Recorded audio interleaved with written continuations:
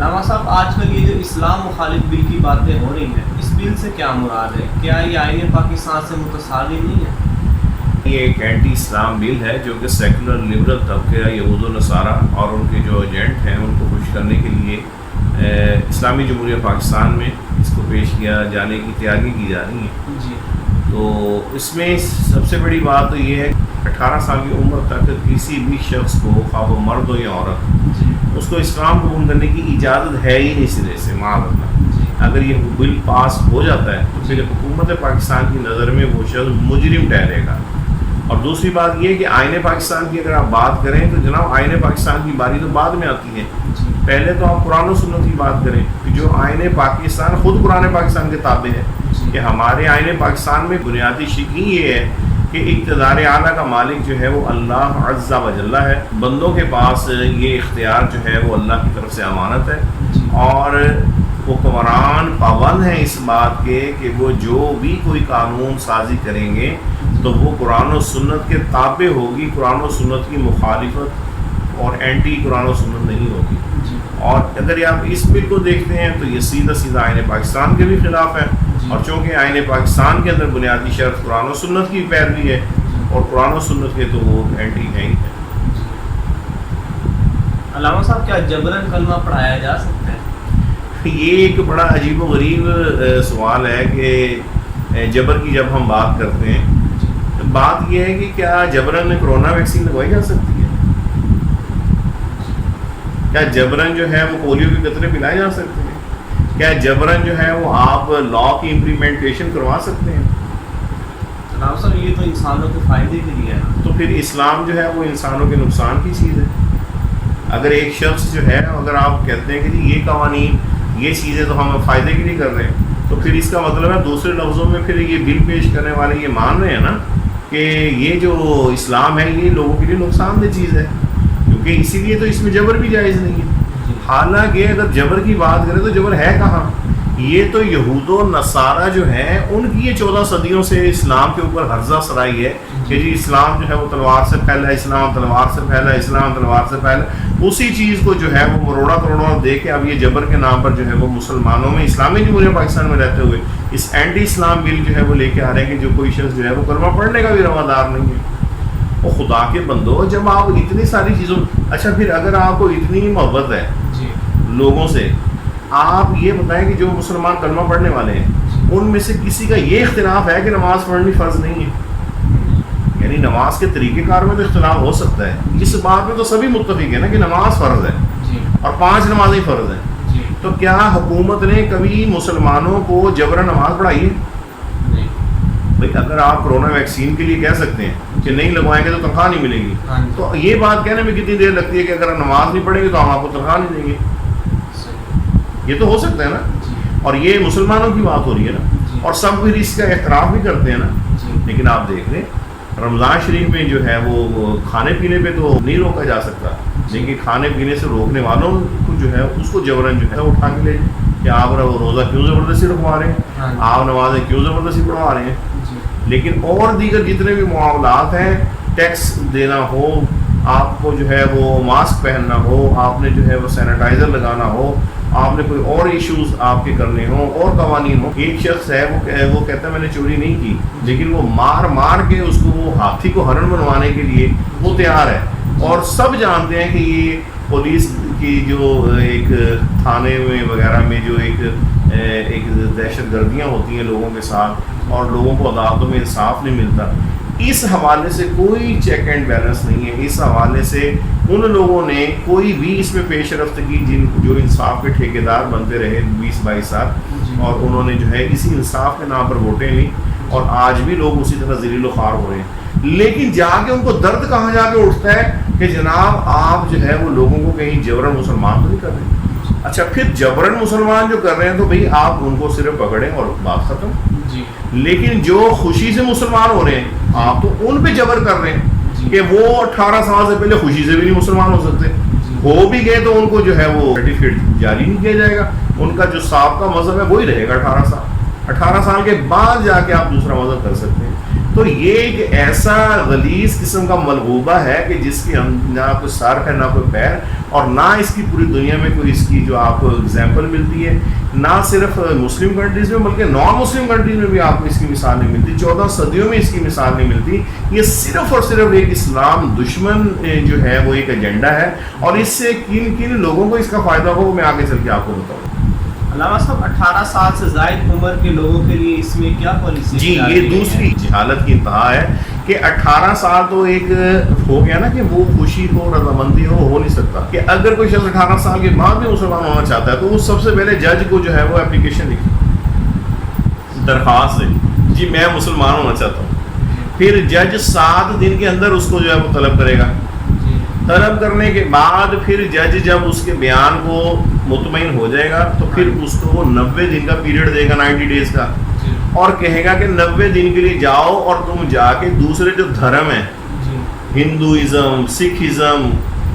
قادیانیت اور اسی طریقے سے جناب وہ بدھ مت اور جو بھی دیگر جو دوسرے مذاہب ہیں، ان کا مطالعہ کرو، ان کو اسٹڈی کرو۔ یعنی دوسرے لفظوں میں یہ اس کو کہا جا رہا ہے کہ کہیں خدا نہ خواستہ تم اسلام غلطی سے تو نہیں قبول کر رہے، حالانکہ اب وہ خود راضی ہے، وہ خود اپلیکیشن دے رہے ہیں، اور اس کے بعد لیکن اس کو جبرن یہ، اور دوسرے لفظوں میں یہ بتایا جا رہا ہے کہ اسلام اور باقی مذاہب میں معاذ اللہ کوئی فرق نہیں ہے، اگر باقی مذاہب جھوٹے ہیں تو اسلام بھی جھوٹا ہو سکتا ہے، اگر اسلام سچا ہے تو باقی مذہب بھی سچے ہو سکتے ہیں معاذ اللہ۔ یعنی یہ ایسے ہی ہے کہ جیسے بکرے میں اور کتے میں جو ہے وہ کوئی کہے کہ کوئی فرق نہیں ہے، تو آپ یہ کھانا چاہیں تو یہ کھا لیں، وہ کھانا چاہیں تو وہ کھا لیں۔ حالانکہ جو شخص اسلام میں آ رہا ہے، آپ اسلامی جمہوریہ پاکستان میں ہیں، آپ یہ دوسرے آپ تو اس کو کفر میں دھکا دے رہے ہیں، یعنی وہ اگر اپنے کفر کو چھوڑ کے ادھر آ رہا ہے، آپ کہہ رہے ہیں نہیں آپ جا کے دوبارہ کفر سٹڈی کرو، ہو سکتا ہے وہ کفر پھر تمہارے اندر آ جائے اور تم اسلام جیسی عظیم و شان دولت جو ہے وہ اس کو جو ہے وہ حاصل نہ کرو اور تم اپنے کفر کے اندر پھر وہیں کے وہیں رہو۔ تو یہ کیا اسٹوپڈ قسم کی بات ہے کہ جا کے تم 90 دن وہ پڑھو، پھر 90 دن میں اس کی آپ کو زندگی کی کیا گارنٹی ہے؟ پہلے آپ نے 7 دن اس کو لٹکایا۔ ہمارے فقہا نے تو یہ فرمایا کہ اگر کوئی مسلمان ہونے کے لیے ہے تو اگلی بات نہ کرو، اس کی پہلی بات یہ ہونی چاہیے کہ پڑھو لا الہ الا اللہ محمد رسول اللہ، تاکہ اگلا لمحہ اس کا کوئی پتہ نہیں زندگی کا کہ وہ مر جائے۔ اور یہ بات ہماری بدیہی طور پر جو ہے وہ حتمی اور قطعی اور جزمی ہے کہ یہ کوئی شخص اگر کفر پر مرتا ہے تو وہ ہمیشہ کے لیے جہنم کا وہ مستحق ہے، وہ کبھی بھی جنت میں نہیں جا سکتا۔ آپ کتنا بڑا ظلم کر رہے ہیں اس غیر مسلم پر کہ جو مسلمان ہونے کے لیے آ رہا ہے، لیکن آپ اس کو پہلے 7 ڈیز کے لیے جو ہے وہ لٹکاتے ہیں، پھر 90 ڈیز کے لیے آپ اس کو دھکا دیتے ہیں کہ آپ جا کے دوسرے مذاہب کو۔ بھائی what do you mean to study other religion? آپ کیوں ان کو بول رہے ہیں؟ اس کا مطلب ہے آپ یہی چاہ رہے ہیں نا کہ وہ نہ آئے ادھر،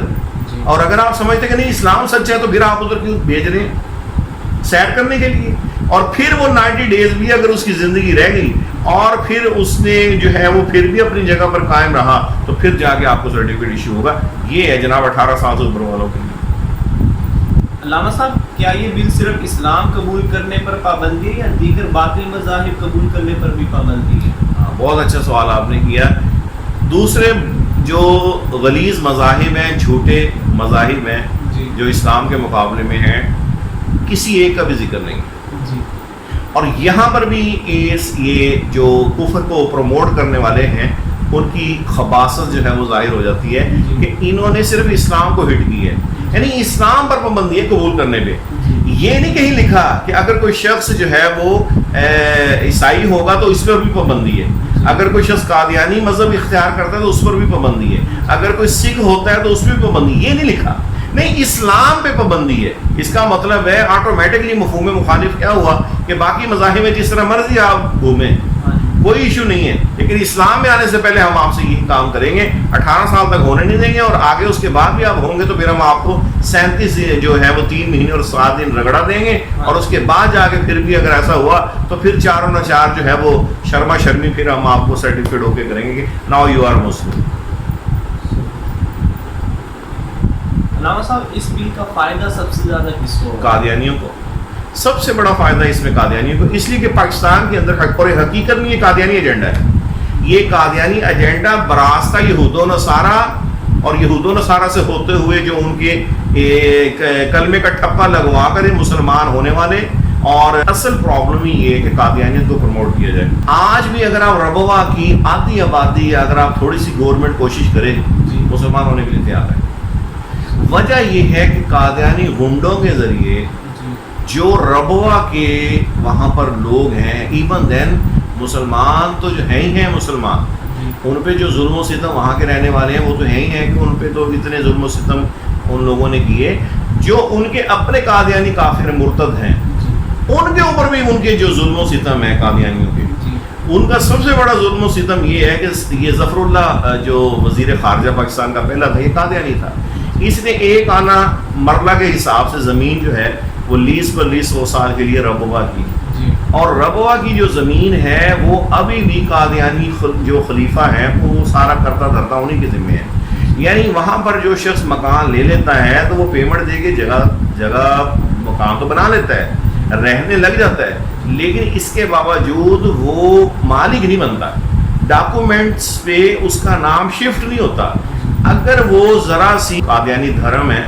اور اس سے جو ہے وہ تھوڑا سا اونچ نیچ کرے، ان کے جو 50-55 قسم کے چندے ہیں ان سے وہ ہلنے جلنے کی کوشش کرے تو وہ 1 منٹ کے اندر اس کو کیک آؤٹ کر سکتے ہیں. اور اس کے پاس کلیم کرنے کے لیے کوئی ایویڈنس بھی نہیں ہے کہ یہ گھر میرا، میں نے اس کو 20 لاکھ میں لیا تھا، 25 لاکھ میں. کیوں؟ وہ جگہ لیز پہ اور وہ ٹوٹل ابھی بھی ربوہ کی جو کرتا دھرتا ہے انہی کے ذمے ہے اور وہ کسی کی ملکیت میں نہیں جاتی. تو اب جو وہاں کے مسلمان ہونا چاہتے بھی ہیں تو ان کے لیے بنیادی سوال یہ اٹھتا ہے کہ ہم جائیں کدھر، کیونکہ اپنوں کو تو ہم نے چھوڑ دیا اس کفر کے لیے، اور اس کفر میں آگے جب گند دیکھا تو اب ہم واپس مسلمان ہونا چاہتے ہیں تو اب یہ نہیں جان چھوڑتے، تو یہاں سے ہم ٹھکانہ کہاں بنائیں گے. تو اگر آج صرف ان کو مالکانہ حقوق ہی دے دیے جائیں اور وہ اپنے مکانات بیچ کے اگر مسلمان نہ ہوں تو آپ ہمیں پکڑ لیں. دوسری بات یہ کہ قادیانی جو ہے اس وقت 2-3 سالوں سے جب سے ان کو پروٹیکشن ملی ہے اندر باہر سے، وہ انتہائی جو ہے ایکٹیو ہوئے پڑے ہیں. اب وہ گاؤں دیہاتوں میں جا کے، مختلف یونیورسٹیز میں جا کے، مختلف علاقوں میں جا کے اپنی نوکریوں اور چھوکریوں کے ذریعے، جرمنی کے ویزوں کے ذریعے وہ لوگ جو ہیں وہ مسلمانوں کو قادیانیت کی طرف لے کے آ رہے ہیں. اب قادیانیت کی طرف جب وہ لے کے آتے ہیں تو الحمدللہ ختم نبوت کے فورم پہ جو اہل سنت والجماعت یا رسول اللہ کہنے والے ہیں، ان کے جو ایک پوری ایک الحمدللہ خصوصاً پاکستان میں اور باقی پوری دنیا میں بالعموم جو قادیانیت زدہ لوگ ہیں جو اس کفر میں جا چکے ہیں، ان کو واپس لانے کے لیے وہ لوگ بھی اپنی کوششیں کرتے ہیں. تو پاکستان میں ایک بہت بڑی تعداد ہے کہ جو الحمدللہ قادیانی سے مسلمان ہو رہی ہے. اب قادیانیوں سے اس کا تو توڑ ہو نہیں رہا کہ وہ اپنے ان قادیانیوں کو کیسے روکیں گے. اتنے ظلم و جبر کے باوجود قادیانیت کا وہ مکروہ اور گندا چہرہ دیکھ کے وہ لوگ جب دوبارہ اسلام میں جاتے ہیں تو اب ان کو اور تو کچھ بن نہیں پڑتا، تو اب وہ پھر اس طریقے کی یہ جو رانگ قسم کے اور احمقانہ قسم کے جو لاز ہیں وہ پاکستانی حکومت کو اپنا اعلیٰ کار بنانے کی کوشش کرتے ہوئے وہ اس کو چاہتے ہیں کہ یہ امپلیمنٹ ہو جائے تاکہ ہمارا قادیانی مسلمان نہ ہو. اگر ہو جائے تو ہم فوراً کیس کر دیں کہ جناب یہ تو جبراً ہوا ہے، ٹھیک ہے، اس کو پھر دھمکیاں دیں گے، جو بھی کریں جس طرح بھی کریں. اور دوسری بات یہ کہ جو لوگ قادیانیوں کو تبلیغ کر رہے ہیں تو وہ بھی اس سے بعد آ جائیں کہ یار یہ نہ ہو کہ کل کلاں کو انہی کا ایجنٹ جو ہے وہ ہمارے آگے آ جائے اور جب کورٹ میں معاملہ پہنچے تو وہ کہہ دے کہ جناب یہ تو مجھ پہ جبر کر رہا تھا، لہٰذا اس کو جو ہے پکڑو اور 5-10 سال کے لیے اس مجاہد ختم نبوت کو پکڑ کے اندر کر دیں. کیونکہ یہ ڈرامے پھر وہاں پہ بھی ہوں گے. یہ پہلے اسلام قبول کرنے کی باتیں کریں گے، جب کورٹ میں پہنچ جائیں گے تو کہیں گے ہمیں تو جبر کیا جا رہا تھا اور لا بن چکا ہوگا اگر بالفرض تو 5-10 سال کے لیے. پھر تو اب مجھے بتا تبلیغ کے لیے آگے لوگ کیسے آئیں گے. تو اس کا اصل فائدہ قادیانیت کو ہے کیونکہ قادیانیت کو ہی اس کی فکر پڑی ہوئی ہے کہ ہماری قادیانیت جو ہے اس کا مکروہ چہرہ دے کے دڑا دڑ قادیانی جو ہے وہ اسلام کی طرف جا رہے ہیں. یہ تو ہم نے جبراً ان کو ظلم و ستم کر کے ان کو مالکانہ حقوق نہ دے کے ان کو اپنے اندر جکڑا ہوا ہے کہ وہ اس جگہ سے ہل نہیں سکتے. وگرنہ آج فری ہینڈ دیا جائے حکومت پاکستان ان مظلوم لوگوں کو جن کو قادیانی ہونے کے باوجود ان پر ظلم و ستم ہو رہا ہے، اگر حکومت پاکستان ان ربوہ کے قادیانیوں کے ان مظلومانہ حقوق کی بھی اگر وہ لحاظ کرے تو مجھے بہت امید ہے کہ انشاءاللہ آدھی آبادی تو قادیانی کی فوراً جو ہے وہ اسلام کی طرف آ جائے گی. تو یہ اس اعتبار سے میں انہیں مظلوم کہہ رہا ہوں کہ قادیانیوں کے ظلم کی وجہ سے، وگرنہ قادیانی کوئی بھی ہو، ظالم ہو یا مظلوم، بہرحال وہ دونوں مرتد، بے ایمان، زندیق اور نار جہنم کے مستحق ہیں، اس میں تو کوئی شک کر ہی نہیں سکتا، اور اگر کرتا ہے تو وہ خود دائرہ اسلام سے خارج ہے۔ علامہ صاحب 18 سال سے کم عمر پر اسلام قبول کرنے پر جو پابندی ہے، قرآن و سنت کی اس حوالے سے کیا تعلیمات ہیں؟ کہ قرآن پاک میں سورہ عصر میں رب پاک عز و جل نے واضح طور پہ ارشاد فرمایا والعصر ان الانسان لفی خسر، کہ بے شک انسان گھاٹے میں، اور یہاں پر جو ہے وہ یہ جمیع افراد جو ہے وہ مراد دیے جا رہے ہیں، اور آگے پھر استثناء کر دیا ہے، فرمایا الا الذین آمنوا وعملوا الصالحات، سوائے ان لوگوں کے جو ایمان لائے اور نیک عمل کیے، یعنی ایمان اور نیک عمل کرنے کے علاوہ جو شخص بھی ہے وہ فرمایا گھاٹے میں ہے۔ اب اس کا مطلب ہے کہ نفع اسلام قبول کرنے میں ہوا نا، تو اب قرآن پاک تو آپ کو اسلام قبول کرنے کی دعوت دے رہا ہے، اور اس کے اندر عمر کی کوئی تخصیص نہیں ہے۔ اگر عمر کی تخصیص ہوتی تو پھر مولا علی پاک بھی 18 سال کی عمر جب تک نہ ہوتی اسلام قبول نہ کرتے۔ جناب معاذ، جناب معوذ، جناب ابو سعید خدری، جناب حضرت زید بن ثابت انصاری، حضرت سیدنا زید بن حارثہ رضی اللہ تعالی عنہم اجمعین، یہ اور دیگر صحابہ کرام، وہ پھر اسلام تو قبول نہ کرتے معاذ اللہ۔ تو یہ تو پوری ہسٹری کے اندر قرآن جو ہے وہ اس وقت پوری دنیا میں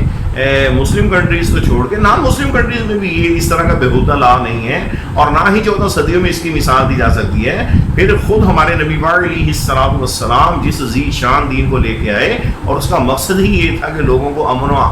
اسلام کی طرف جو ہے بلایا جائے، اور دنیا و آخرت کی امن، حفاظت، سکون، پیس وہ ہے ہی اسلام کے اندر، اور آپ وہی اس کا بنیادی حق چھین رہے ہیں صرف جبر کا ٹھپا لگا کے۔ تو قرآن پاک تو بار بار دعوت یہی دے رہا ہے، بار بار اپنی طرف جو ہے وہ بلا رہا ہے، اور ہماری شریعت اسلامیہ کا بھی یہی ہے کہ سمجھدار بچہ جو ہے، نابالغ بچے کا گناہ نہیں لکھا جاتا، لیکن سمجھدار بچے کا ایمان معتبر ہے، یعنی جب تک وہ سمجھدار نہیں ہوتا، 10 سے 1 سال عمر نہیں ہوتی، تو وہ اس وقت تک اپنے ماں باپ میں سے جس کا دین بہتر ہوتا ہے اس دین پر ہوتا ہے، اگر مر جائے تو اسی دین پہ اس کو سمجھا جاتا ہے، لیکن سمجھدار ہو جائے تو پھر ماں باپ کو نہیں دیکھا جاتا، پھر اس کا اپنا عقیدہ دیکھا جاتا ہے۔ اب 10 سال کے بچے کا ایمان ہمارے اسلام میں معتبر ہے، تو خدا کے بندو 12 سے 15 کے درمیان تو وہ ویسے ہی شرعی طور پر بالغ ہو جاتا ہے، اور آپ 18 سال تک اس پر پابندی لگائے ہوئے ہیں، اور اس سے پہلے جو ہے وہ آپ کہتے ہیں کہ جو مرضی ہو جائے نہیں ہو سکتا۔ یعنی جتنے بھی اسلام مخالف قوانین ہیں جو قرآن و سنت سے ٹکرا رہے ہیں، تو وہ اس پہ تو آپ اتنا زور دے رہے ہیں، اور قرآن و سنت کے مطابق، اور لوگ جس میں مبتلا ہیں، گھر گھر پریشانی آئی ہوئی ہے کہ بنیادی طور پر انصاف میسر نہیں ہے، روزگار نہیں ہے لوگوں کے لیے، لوگوں کو جو ہے وہ سیکورٹی پرابلمز ہیں، لوگ جو ہے وہ عدم تحفظ کا شکار ہیں، تو اس حوالے سے آپ کی کوئی نہیں ہے۔ جا کے آپ کو ملتا ہے تو یہی ملتا ہے کہ جا کے جی اسلام کو وہ کریں، تو گویا آپ کو اسلام پاکستان کو ختم کرنے کی تو اب طاقت نہیں ہے، تو پاکستان سے اسلام کو ختم کر دیں۔ دوسرا طریقہ یہ ہے، تو یہ بالکل قرآن و سنت کے اینٹی ہے، اور نہ ہی یہ اس طریقے سے یہ قابل قبول کسی بھی مسلمان کو ہو سکتا ہے۔ علامہ صاحب مسلمانوں کو ایسی صورتحال میں پھر کیا کرنا چاہیے؟ وہی کرنا چاہیے، جب کسی اپنے گھر کو آگ لگتی ہے تو کیا کیا جاتا ہے؟ بجھائی جاتی، تو اس آگ کو بھی بجھائیں، اور اس کا بہترین طریقہ یہ ہے کہ آپ غور کریں کہ آپ کن کو ووٹ دے کے آپ کن کو لے کے آئے ہیں، اور جو لوگ جن کو آپ نے ووٹ دیے اور جن کو آپ لے کے آئے ہیں وہ جتنے عرصے سے حکومت کر رہے ہیں، سوائے اینٹی اسلام کاموں کے انہوں نے کون سا ایسا کام کیا جو اسلام کے مطابق ہو؟ تو جب کسی کے دل میں اللہ عز و جل کا خوف نہیں ہے، نبی پاک علیہ الصلوۃ والسلام کی محبت اور وفاداری نہیں ہے، تو آپ ایسے لوگوں کو پروموٹ کر کے آپ کن لوگوں میں شمار ہو رہے ہیں؟ آپ اور کچھ نہیں کر سکتے، تو اپنے رویے پر شرمسار ہی ہو جائیں کہ ہم سے اگر تبدیلی کا نعرہ غلطی سے لگ گیا ہے تو اللہ ہمیں اور ہماری نسلوں کو ایسی تبدیلی سے بچائے جو تبدیلی کے نام پر زہر اس وقت ہماری رگوں میں انڈیلا جا رہا ہے۔ اور اسی طریقے سے آپ لوگوں کو اسلام کی طرف لے کے آئیں، آپ خود بھی اسلام کی طرف آئیں۔ یہود و نصارہ کا 1400 سال سے المیہ صرف اسلام ہے، ان کو چڑ ہے تو اسلام سے ہے، اگر انہیں تکلیف ہے تو بانی اسلام سے ہے، انہیں درد ہے تو قرآن کا ہے، اور آپ ان کو مضبوط کر کے اور ان کے ایجنڈوں کو مضبوط کر کے آپ مجھے بتائیے اللہ اور اس کے رسول پاک کی بارگاہ میں کس منہ سے جا کے کہیں گے کہ یا رسول اللہ انظر حالنا، یا حبیب اللہ اسمع قالنا، اسألک الشفاعت یا رسول اللہ؟ کس منہ سے کہیں گے آپ؟ لہذا کم از کم آپ اپنی انڈیویجول جو پاور ہے اس کو وہ اسلام کی حمایت میں یوز کرے. اور اس پر قرآن کا وعدہ ہے ان تنصروا اللہ ینصرکم، اگر تم اللہ کے دین کی مدد کرو گے اللہ تمہاری مدد کرے گا. لہذا جس حد تک بھی اس بل کی مخالفت اور اینٹی اسلام جو بھی کوئی چیز ہو اس کی مخالفت ہو سکے ہر بندہ کرے. آج آپ سمجھتے ہیں کہ اسلام آپ کا درد سر نہیں ہے، تو سر اس کے علاوہ جو دنیا کی ذلتیں اور خاریاں تو اللہ پاک وہ جھولی میں ڈالتا ہے اور آپ اسی ذلت و خاریوں میں لگے رہتے ہیں. لیکن آپ یہ نہیں سوچتے کہ اگر میں تھوڑا سا اسلام کے لیے اگر یہی چیزیں برداشت کر لیتا تو اللہ پاک مجھے کتنی آسانیاں دیتا. اور یہی انسان دھوکے میں رہتے رہتے آخر موت کا وقت آ جاتا ہے. تو لہٰذا اپنی ذمہ داری کو پہچانیے اور اپنی پاور کو پہچانیے اور اللہ اور اس کے رسول پاک کی حمایت سے بڑھ کر کوئی نیکی میزان میں وزنی نہیں ہوگی. میری موجودگی میں میرے اسلام کے خلاف مجھ سے جو کچھ بن پڑا میں اس کے خلاف کسی کو جانے کی اجازت نہیں دوں.